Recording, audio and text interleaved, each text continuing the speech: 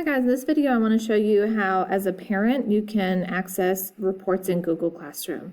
So you'll get an email from Google inviting you as a guardian into Google Classroom and then click accept. So it wants to give you email summaries. I have to switch to the account that the email got sent to. So this is the student. Your student would appear here. I used my school email as the student and my personal email as the guardian. So the frequency of your reports, if you choose weekly, you'll see missing assignments. If you choose daily, you will see upcoming assignments.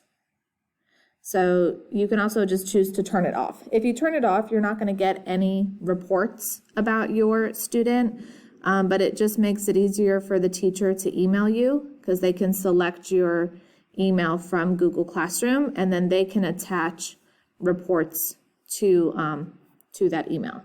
So again, weekly is going to show you missing assignments and assignments that have been turned in. Daily will show you upcoming assignments as well. So that's the difference between those. So I'm going to pick daily, and then you pick your time zone.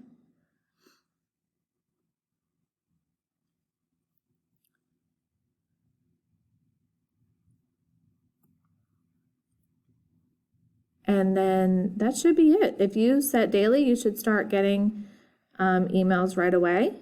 And if you clicked weekly, then you would obviously get them later in the week.